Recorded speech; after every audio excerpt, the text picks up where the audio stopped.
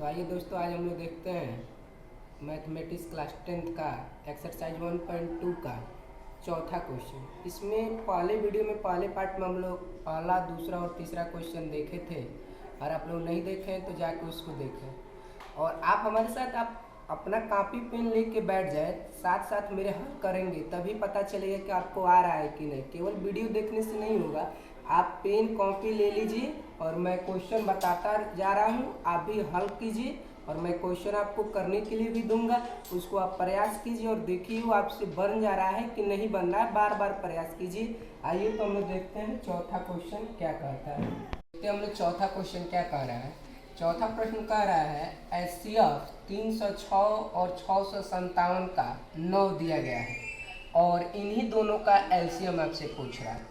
तो हम लोग देखिए, एक सूत्र होता है, एक फार्मूला होता है कि LCM into HCF equal to पहली संख्या गुणे दूसरी संख्या। ये सूत्र होता है, आपको याद रखना चाहिए। एलसीएम गुणे HCF बराबर पहली संख्या गुणे दूसरी संख्या, या इसी को पहली संख्या गुणे दूसरी संख्या को संख्याओं का गुणनफल भी कहते हैं। संख्याओं का गुणनफल, संख्याओं का गुणनफल।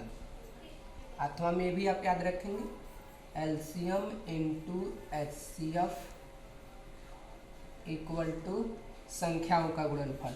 पहली संख्या गुणे दूसरी संख्या, इसी को हम लोग संख्याओं का गुणनफल भी कहते हैं। अब यहाँ पे देखिए, इसी फार्मूले पर आप पुट कर देंगे वैल्यू तो आपको पता चल जाएगा। इस फार्मूले या ऊपर वाले में देखिए, 306 पहली संख्या होगी, 657 दूसरी संख्या होगी, और इनका मौसा जो है HCF है 9 दिया है, लौसा पूछ रहा है। तो लौसा की जगह पे हम लौसा लिखेंगे, यानी एलसीएम लिखेंगे गुणे HCF। तो HCF आपको कितना दिया है 9, यहाँ पे 9 लिख दीजिए, बराबर पहली संख्या। तो पहली संख्या कितनी है 306 गुणे दूसरी संख्या, तो दूसरी संख्या कितना दिया है 657।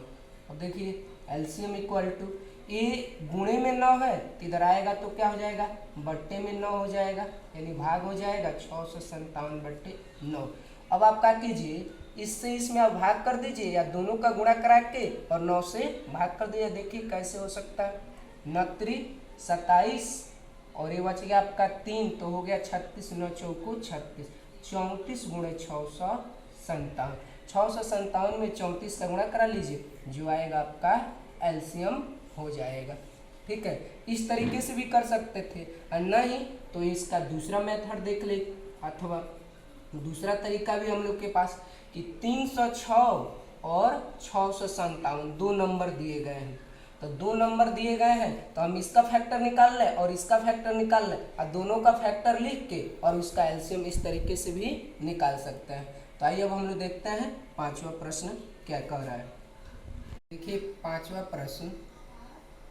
प्रश्न कह रहा है, जांच कीजिए कि क्या किसी प्राकृतिक संख्या n के लिए 6 के पावर n अंक शून्य पर समाप्त हो सकती है अथवा नहीं। यानी n क्या है, प्राकृतिक संख्या है, यानी नेचुरल नंबर है। तो आप लोग को पता है कि हम वीडियो संख्या पत्रिका अपलोड किए हैं संख्याओं से रिलेटेड। प्राकृतिक संख्या क्या होती है, 1 से लेकर अनंत तक की जो संख्या होती है, इसको इनफाइनाइट अनंत बोलते हैं। ये सभी जो संख्याएं होती है प्राकृतिक संख्याएं होती है।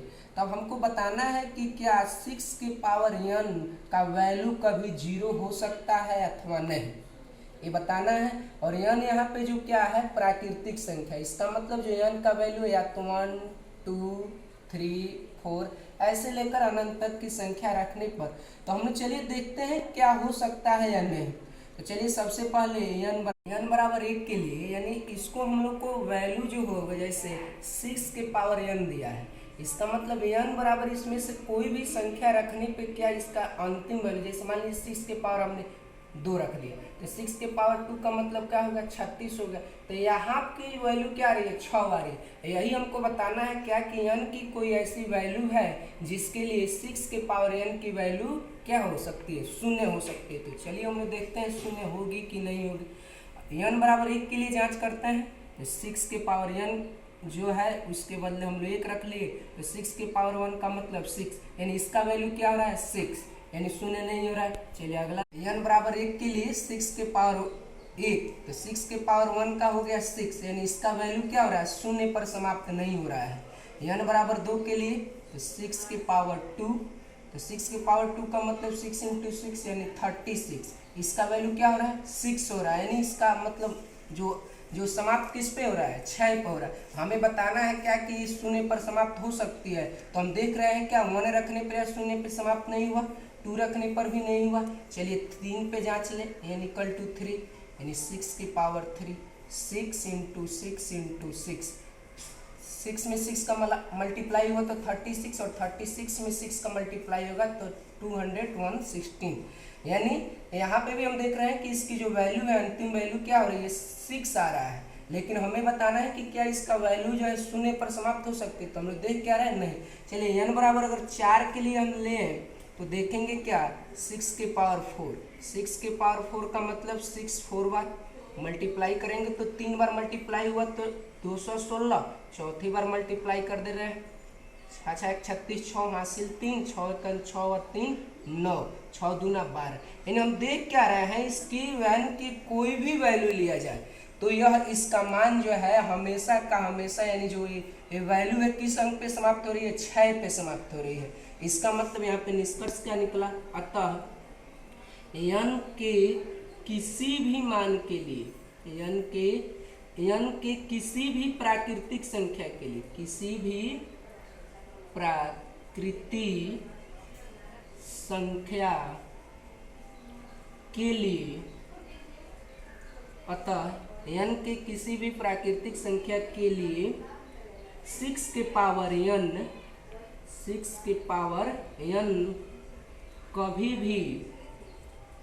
कभी भी शून्य पर समाप्त नहीं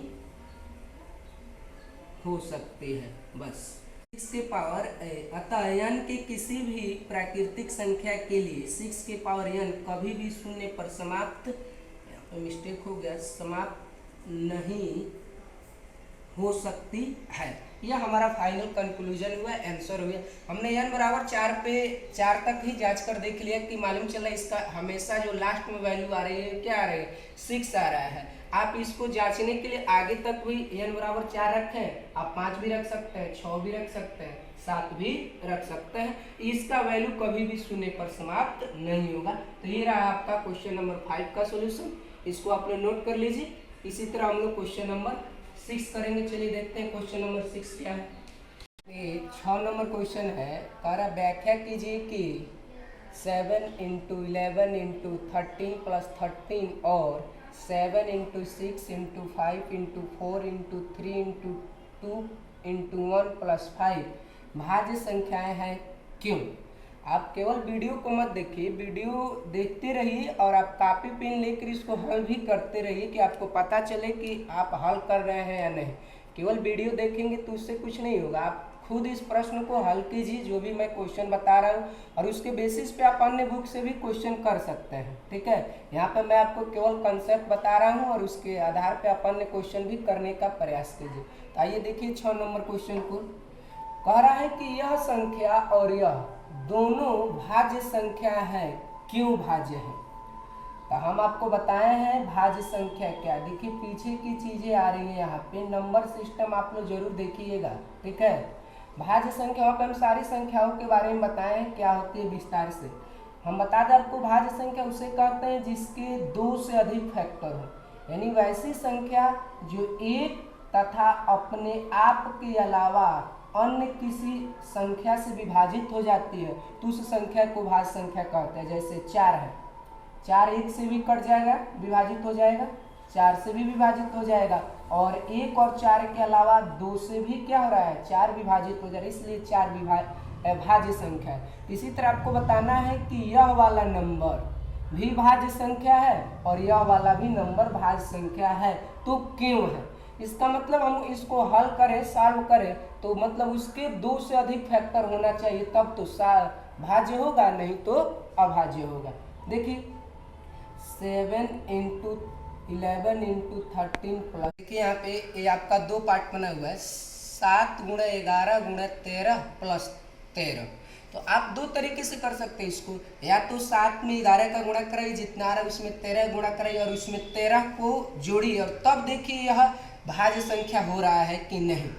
और नहीं तो आपको दूसरा तरीका भी, यहाँ पे 13 यहाँ भी है 13 यहाँ भी है, इसका मतलब 13 दो, यहाँ पे दो पद हो रहा है, यहाँ से लेकर यहाँ तक एक पद और ये वाला आपका दूसरा पद। तो दोनों पद में हमको क्या दिख रहा है, 13 उभयनिष्ठ दिख रहा है, कॉमन है।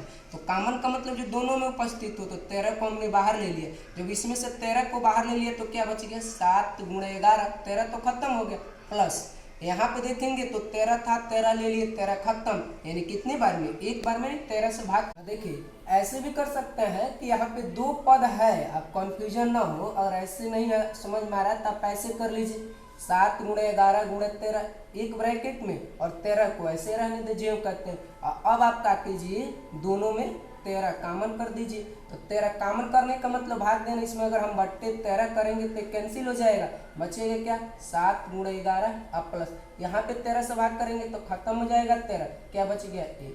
अब यहाँ पे क्या करना है, इसमें गुणा करा देना है इसका, 11 सत्ते 77 और प्लस 1, इन दोनों के बीच में किसका चिन्ह है, गुणे का, लगा लीजिए 77 और 1 78। अब आप 78 में 13 का गुणा करा लीजिए, 78 में 13 का, 8 तरीका 24 का 4 हासिल 2, 8 एक 8 2 10, 13 सत्ता 91 4 1 1014। ठीक है, यानी इस नंबर को फाइनली सॉल्व करने पे, सिंप्लीफाई करने पर हमें क्या मिला, 1014, यानी यह नंबर किसके इक्वल है, तो 1014 को। अब इसी को बताना है कि यह भाज्य है तो क्यों है। तो भाज्य है क्यों है, इसका मतलब भाज्य तभी कोई संख्या कही जा सकती है जब उसके 2 से अधिक फैक्टर हो। कैसे फैक्टर हो सकते हैं, एक तो खुद वह संख्या 1 से विभाजित हो, दूसरी अपने आप से, और उसके बाद एक और अपने आप के अलावा कोई अन्य संख्या। तो यहाँ पे भी देखते हैं अगर ये 3 अंकों से विभाजित होगी तो भाज्य संख्या होगी, अदरवाइज भाज्य संख्या नहीं हो सकती। तो यह 1 से तो विभाजित होगी, हम जानते हैं कि कोई भी संख्या 1 से विभाजित होती है, और यह खुद अपने आप से भी विभाजित होगी।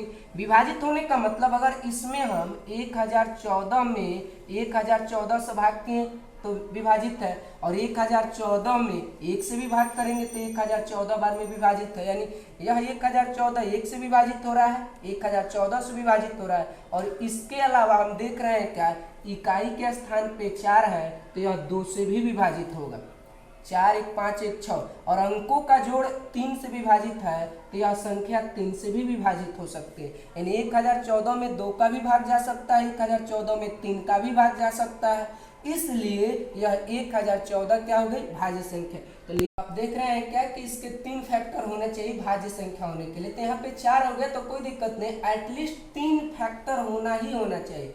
जैसे एक है फैक्टर इसका, 2 है, 3 है, 1014 है, तो हमने अभी 1014 में 1014 का विभाजित करके दिखाया, कंप्लीटली विभाजित हो जा रहा है। 1014 भी 1 से विभाजित करो, उसी तरह आप 2 और 3 से भी, 1014 में 2 से भी विभाजित करके देख सकते हैं, जांच सकते हैं आप। 1014 में 3 का भी विभाजित कर सकते हैं और देख सकते हैं कट जाएगा परफेक्टली।